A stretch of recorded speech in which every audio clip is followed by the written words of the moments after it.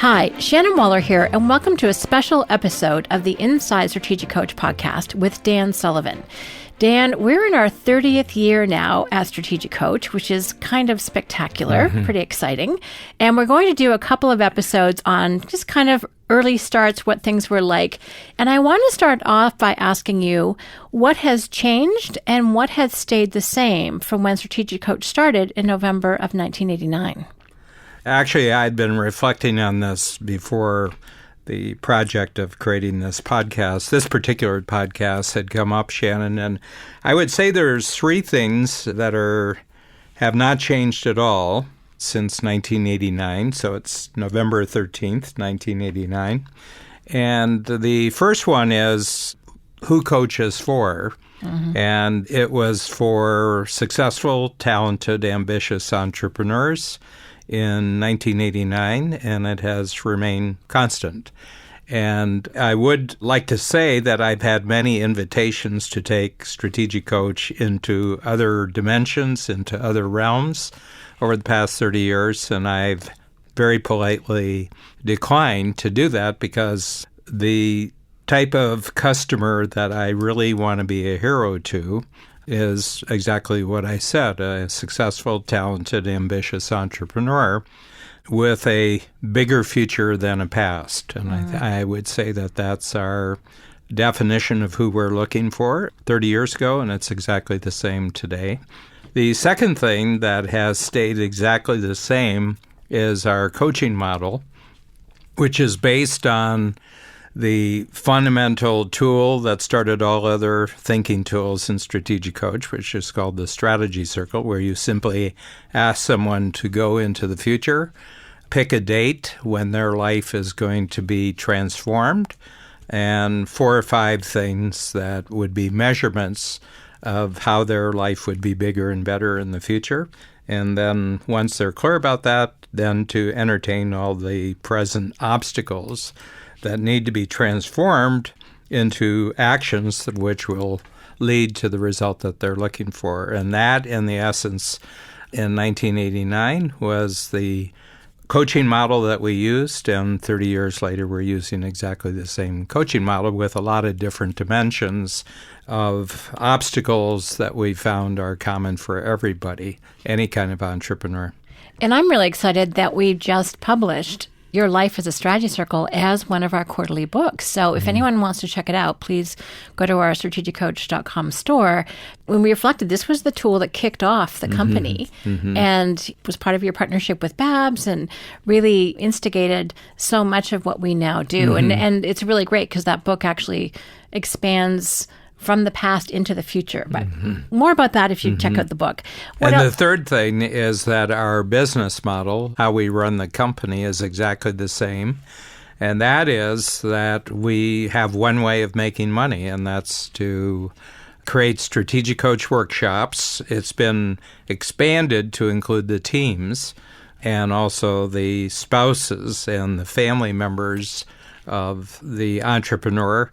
But those other, what I would call support workshops, are really there to support the focus and the success of the entrepreneurs themselves.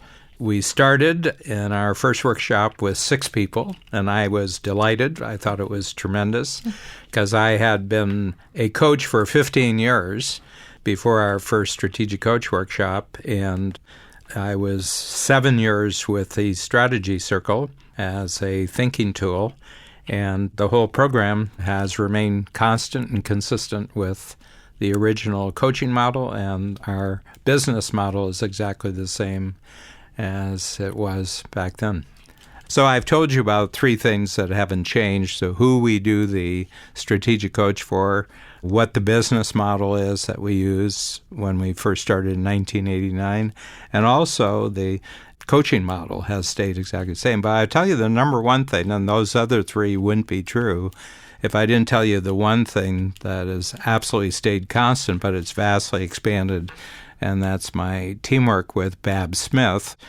On one of her birthdays in the last couple of years, we all had T-shirts and said, "No Babs, no Coach." So I'm very, very clear that if I hadn't met Babs Smith, none of the Strategic Coach program as it presently exists would be known to anyone. And, your husband and wife, your business partners. Soulmates. Creative partners. Yeah. It's a brilliant partnership to watch and to be a part of. And often that can be a sort of divisive factor in the company. But with you guys, you give it the best possible, I think, reputation of any couple in business I've ever seen. Yeah, and I think it gives enormous confidence to the other team members in the program. I mean, you've been with us almost from the very, very beginning, and there's been a constant just in terms of the teamwork that you see operating between Babs and me. Which I very much love and appreciate, and I do count on it. And there's some interesting aspects of that model which, again, have not changed, and that is it's a quarterly workshop. And all the money's up front. So talk up a little bit about how those things came about, because that was a little bit through trial and error as well. Well, first of all, I had 15 years as a one-on-one coach, and about 10 of those years was really painful. I believe I was too early for the marketplace. Coaching in 1974, when I stopped being a copywriter in a big advertising agency, and I just went out on my own, based on the confidence I had in kind of coaching some of the smaller owner-operated companies that the advertising agency had. They make their money on the Chryslers of the world, the Kraft Foods of the world, TD Bank of the world. So this was a really, really large, second biggest in Canada, but part of a worldwide company called BBDO, which is still today one of the major ad agencies in the world. I had just gotten an insight that my desire to help people think about their business period, and these were all owners of small, mostly family-operated businesses, my passion for asking them questions about just what they were going to do about their future period was more interesting to me, and I had far, far more passion for asking them about the future of their company than actually finding out how do I write the ads for these people. And it was mostly print ads. It wasn't radio or television at that time. So I got this idea, I could be a coach out in the marketplace. I could have my own company. And this really was not the first time in my life I'd thought about being a coach, because when I reflected on my entire life up until that point, and I was 30 years old when I got this idea, that I had always been a coach. I'd always had the ability to ask people really good questions that got them thinking about how they were thinking. And so I would say that the other thing that's remained constant over the 30 years of the program is that every concept we have and every tool we have in the Strategic Coach has one purpose and one purpose only, and that is to, in question form, ask people how they're thinking about their thinking, so that they're not thinking about things, they're not thinking about people, they're not thinking about other people's thoughts, they're just thinking about their own thinking, saying, how am I thinking about this? So we have this ability, which I won't say we've perfected, but we've certainly gotten better at it over a 30-year period of simply getting people to think about how they're actually thinking about their past, present, and future, and what kind of thinking that would be better for them and produce bigger and better results in the next 90 days. So we found that 90 days is just a really, really great period between workshops, that you can get very excited, you can get very clear, you can get very confident one day to start a quarter, and then about 2/3 of the way through that quarter, the tank of gas that you got to fill up at the last workshop, you're starting to get low, and you got to check into your workshop again 90 days later. And our whole world runs on this 90-day. And we didn't invent this. There's lots of things in the world. The entire economy of the world, the economy of, the countries we operate, they all operate on this 90-day framework. So it's an interesting 90 days just seems to be, if you got excited about something, you can stay excited for basically not more than 90 days, and you can be clear not more than 90 days. And part of the reason is that momentum starts slowing down and the world changes. The one thing that has changed enormously, and I've got 2 or 3 things that have really, really changed. the technology that's available to entrepreneurs has improved exponentially since 1989. I remember people were getting very, very, very excited about using fax machines. I was excited. 1989.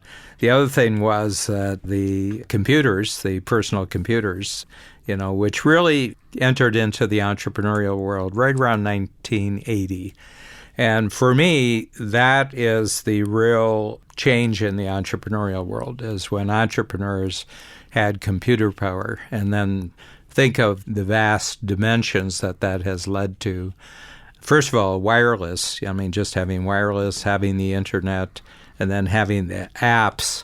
Almost any capability that can be programmed now is available to entrepreneurs, almost for free. If you compare the capabilities that someone gets today, as an entrepreneur, that can simply be downloaded for almost free. It might be $5, might be, even if it's $500, it gives you access to capabilities, which if you had, when I first started coaching, if you had tried to actually have these capabilities, it would be in the millions of dollars, and then all the other technology-driven tools that really accelerate and multiply people's communication capabilities, their information processing capabilities.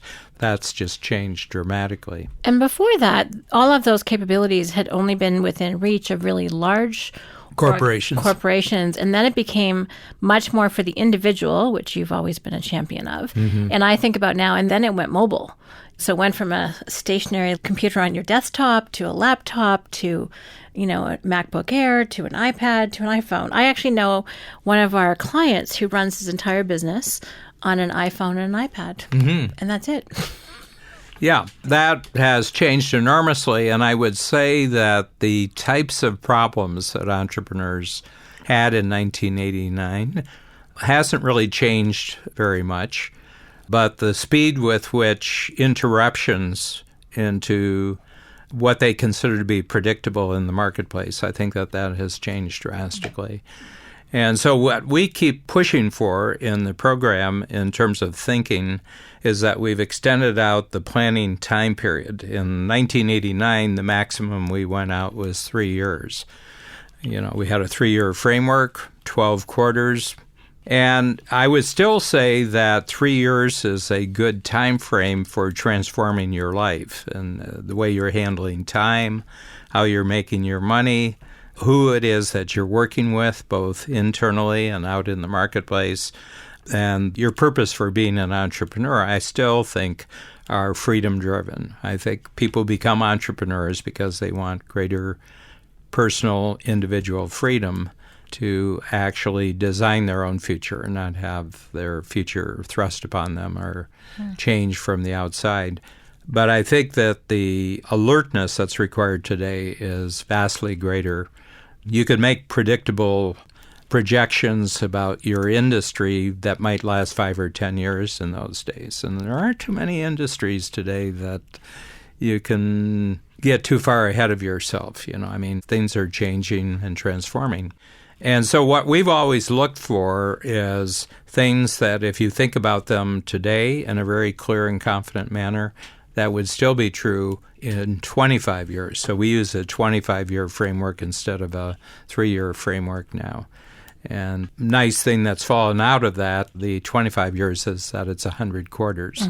So we say, think about 25 years and then just what will be the best use of your capabilities, your talents, and your attention just for the next 90 days. Come back, review, then do another quarter, the next one being better than the quarter. And just every quarter is better than the quarter that you're in, but you have to do certain things in this quarter. So that's the game plan. And here we are. We're in 3 countries, vastly bigger revenues, vastly bigger profits, but just how we go about doing what we're doing, exactly the same as in 1989. And just on that planning period, Dan, there's something very powerful about having a 25-year framework to grow into and then being able to make course corrections every 90 days.